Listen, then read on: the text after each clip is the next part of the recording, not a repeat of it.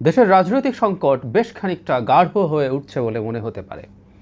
গতকালই দুটো ঘটনা ঘটেছে। একটা হচ্ছে বিএনপি তার অবস্থান জানিয়েছে জুলাই সনদ বাস্তবায়ন নিয়ে, সরকারের প্রতি এক ধরনের চাপ তৈরি করেছে। এটা নিয়ে কথা বলবো। তার চাইতে একটু বড় ঘটনা সম্ভবত জামায়াতে ইসলামীর নেতৃত্বে 8টা রাজনৈতিক দলের যে সমাবেশ হয়েছে, সেই সমাবেশে বেশ কঠোর বক্তব্য এসছে। সমাবেশটা কেমন হলো? মানে আমরা যখন সমাবেশ করতে চাই আসলে আমরা আকার দেখাতে চাই, জনস্রোত দেখাতে চাই, জনসংখ্যা দেখাতে চাই, কত বড় জনসমাবেশ হয়েছে সেটা দেখাতে চাই। সেই বিবেচনায় এটা একটা ফ্লপ জনসমাবেশ হয়েছে। ফ্লপ শব্দটা আমি জেনে শুনেই বলছি, কারণ যখন আপনি রীতিমতো হুমকি দিয়ে সরকারকে এক ধরনের চাপ দেওয়ার জন্য কয়েকদিন আগে ঘোষণা করেছিলেন যে দাবি যদি মেনে না নেওয়া হয় তাহলে 11 তারিখ চলো চলো ঢাকা চলো। সো ঢাকায় বিভিন্ন জায়গা থেকে নিশ্চয়ই ঢাকায় লোকজন এসছে। 8 দল মিলে যে সমাবেশ হয়েছে তার আকার মোটেও উৎসাহব্যঞ্জক কিছু নয়, এটা বলতেই হবে। সো এটা ফ্লপ। সো এই ফ্লপ হলেও এখানে কিছু বক্তব্য এসছে, সেই বক্তব্যগুলোর একটু অ্যানালিসিস করা দরকার। এর মধ্যে আমার প্রায় ইদানিং জামাতকে দেখে মনে হয় যে জামাতকে সংস্কারের ডিলারশিপ কে দিল বা সোল ডিস্ট্রিবিউটার কে বানালো। মানে এই দলটার সংস্কারের আলাপে আমরা কি আদৌ দেখেছি কখনো? এই সব ইস্যু নিয়ে কথা বলবো, বক্তব্যগুলো নিয়ে অ্যানালিসিস করব, এবং জামাত একটা অন্তত রেটরিকের দিক থেকে, আমি বলছি না এটা তারা শেষ পর্যন্ত স্টিক করবে, কিন্তু রেটরিকের দিক থেকে খুবই কঠোর একটা জায়গায় চলে গেছে, নির্বাচনের সাথে গণভোটকে মুখোমুখি দাঁড় করিয়ে দিয়েছে। যাই হোক, জামাতের আমির কি বলেছেন সেটা একটু পড়ি, একটু দরকার আছে, এবং তাদের একজন নেতারও একটা বক্তব্য খুবই কৌতূহলোদ্দীপক। আমির ডক্টর শফিকুর রহমান বলছেন, জুলাই জাতীয় সনদ বাস্তবায়নের আদেশ জারি ও উক্ত আদেশের উপর গণভোট আয়োজন সহ এখানে যেটা হয়েছে, জনাব শফিক বলছেন যারা জুলাই বিপ্লব মানবেন না, বিপ্লব খেয়াল করি, এই বিপ্লব বলার পেছনেও ভেস্টেড ইন্টারেস্ট আছে। প্রথম দিন থেকে এটাকে কন্টেস্ট করছে, এটা বিপ্লব ছিল না কোনোভাবেই, এটা একটা গণ অভ্যুত্থান ছিল। উনি বলছেন যারা জুলাই বিপ্লব মানবে না তাদের জন্য 26 সালে কোনো নির্বাচন নেই। এই জায়গাটা খুবই ক্লিয়ার মনে রাখতে হবে। এক্স্যাক্টলি যেটা বলেছেন, আমাদের দাবি কম কিন্তু খুব স্পষ্ট, জুলাই বিপ্লবকে স্বীকৃতি দিতে হবে, আর জুলাই বিপ্লবের স্বীকৃতি দিতে হলে জুলাই সনদের আইনি ভিত্তি দিতেই হবে। এই আইনি ভিত্তি ছাড়া কোনো নির্বাচন অনুষ্ঠান হওয়ার কোনো সম্ভাবনা নেই। এটা প্রিরিকুইজিটে পরিণত করছেন, এটা না হলে ওটা হবে না। হুমকি ঠ্যাক। উনি বলছেন গণভোট হয়ে যাওয়াই যুক্তিযুক্ত আগে, এটা হলে কোনো রকম সন্দেহ সংশয় থাকবে না। নির্বাচন চাই বলে বলছেন, কিন্তু এইটা হতে হবে। উনি বলছেন সংখ্যাগরিষ্ঠ দলের মতামতের ভিত্তিতে জুলাই সনদ প্রণীত হয়েছে, সংখ্যাগরিষ্ঠরা যা বলবে বাকিদের তা মেনে নিতে হবে। মানে সংখ্যাগরিষ্ঠ মানে সংখ্যার দলের সংখ্যা। এরশাদের নেতৃত্বে একবার 50 না 60 দলের একটা জোট হয়েছিল, তো ওটা কি বিরাট জোট? মানে এই কথাগুলো কিন্তু খুবই প্রবলেম্যাটিক। আমরা খেয়াল করেছি, আমরা কোনো দলকে ছোট করে কথা বলতে চাই না, কিন্তু গণতন্ত্রের সংখ্যাগরিষ্ঠতা বলতে বোঝায় জনগণের, মানে বিএনপির বাদে বাকি সব দল যারা এই ঐক্যমত্য কমিশনে আলোচনা করতে গিয়েছে সবাই জনসমর্থন যোগ দিলে বিএনপি সমান হবে? মানে এই সব দল মিলে যদি একটা জোট করে নির্বাচনে বিএনপিকে পরাজিত করতে পারবে? তো ভিন্ন কথা বলতে পারেন কেউ কেউ, বলছেন তো অবশ্য খোয়াব দেখছেন জামাত নিজেই পারবে। যাই হোক, আমি দেখি না, সব যোগ করলেও বিএনপির কাছাকাছিও আসার কোনো সম্ভাবনা নেই। তো তাই যদি হয়ে থাকে, উনি যে সংখ্যাগরিষ্ঠতার আলাপ দিচ্ছে দলের সংখ্যা দিয়ে, 30টার মধ্যে 2টো বা 3টে ছাড়া এটা হয়েছে, তাই আমরা বেশি হয়ে গেছি বলে আমাদের কথা শুনতে হবে, এগুলো সবই কুযুক্তি।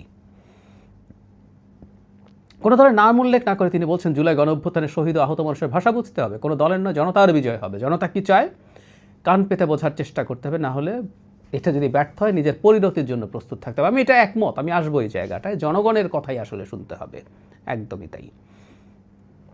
উনি কঠোর হবার বার্তা দিয়েছেন, তিনি মানে নেতাদেরকে বলছেন, কর্মীদেরকে বলছেন তৈরি হন, যতক্ষণ পর্যন্ত জনগণের দাবি আদায় না হবে আমাদের আন্দোলন দুর্বার গতিতে চলতে থাকবে ইনশাআল্লাহ। ওনারা বলছেন ওনারা মিটিং করবেন, মিটিং করে পরবর্তী কর্মসূচি জানাবেন, যদিও এখন পর্যন্ত কোনো কর্মসূচি আসেনি, কিন্তু আন্দোলন শব্দটা বলছেন, আন্দোলনে তারা নেমে গেছেন। এই মিটিংয়ের পর আমরা দেখেছি যে তারা প্রধান উপদেষ্টার একটা সাক্ষাৎ চেয়েছেন, সেই সাক্ষাৎ কি হবে বা হবে কি না আদৌ আমরা সেটা জানবো পরে। আরেকজন নেতা, এটা হামিদুর রহমান আজাদ, যুগ্ম সাধারণ সম্পাদক, সহকারী সেক্রেটারি জেনারেল, একই রকম ব্যাপার। তিনি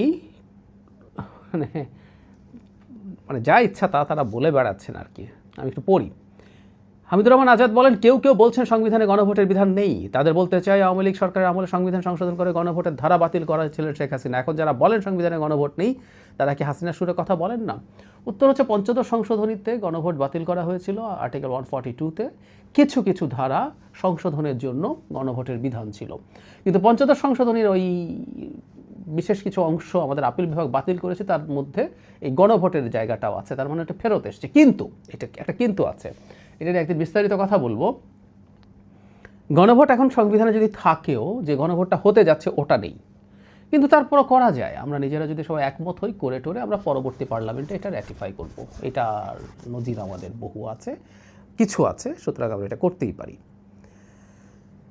তিনি এভাবে বলছেন এরপর, 5 বছর পর পর নির্বাচনের কথা সংবিধানে লেখা আছে। 24-এ যদি নির্বাচন হয়, তাহলে 26 সালে নির্বাচন কোথায় লেখা আছে? সংবিধান অনুযায়ী নির্বাচন হতে হবে 2029 সালে। মানে এই কথাটা একটু বলতে চাইছিলাম।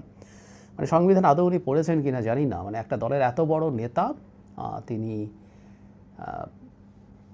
মানে সংসদে যাবেন আমরা আশা করতে পারি। যদি তাই হয়ে থাকে, আইন প্রণেতা হবেন। তিনি সংবিধান সম্পর্কে যে কথা বললেন, এটা সাধারণ শিক্ষিত মানুষও বলার কথা না। আর সংবিধানে পার্লামেন্টের 5 বছরের মেয়াদের কথা আছে, এটা ঠিক। এখন তাই যদি হয়, সংবিধানে যদি 5 বছরের মেয়াদ থাকে, 29-এ যদি হতে হয় নির্বাচন, তাহলে কি সংসদ বহাল আছে? হাসিনার সংসদ এখনও আছে? আমি স্বামীর নির্বাচনের যে পার্লামেন্ট, সেটা কি এখনও বহাল আছে? শেখ হাসিনা কি প্রাইম মিনিস্টার আছেন? তার চাইতেও জরুরি কথা, সংবিধানেই লেখা আছে মেয়াদ উত্তীর্ণ হওয়ার আগেও সংসদ ভেঙে যেতে পারে। পৃথিবীর প্রত্যেকটা দেশে এই সিস্টেম আছে।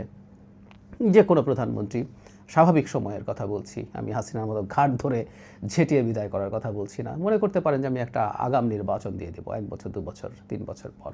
সো তাহলে কী হবে? সেক্ষেত্রে কি ভেঙে যায় না? বলা আছে, এই জন্য মেয়াদ উত্তীর্ণ হওয়ার আগে সংসদ যদি ভেঙে যায়, তাহলে পরবর্তী 3 মাসের মধ্যেই নির্বাচন হতে হবে। হ্যাঁ, আমরা সেটাও মানিনি। এটাও আরেকটা জিনিস যেটা আমাদেরকে পরবর্তী পার্লামেন্টে র্যাটিফাই করতে হবে। এটাও ঠিক আছে, এটা আমাদের মানতে হবে। এখন দুটো ইস্যু নিয়ে একটু কথা বলি। সেটা হলো সংস্কার না হলে হবে না, জুলাই সনদ না হলে হবে না। আর আরেকটা হচ্ছে জনগণের কাছে যাওয়া। মানে জামায়াতে ইসলামীকে সংস্কারের ডিলারশিপ কে দিল? আমি এই প্রশ্নটা একটু আসলেই করতে চাই। মানে একটা কথা বলেন না, more Catholic than the pope.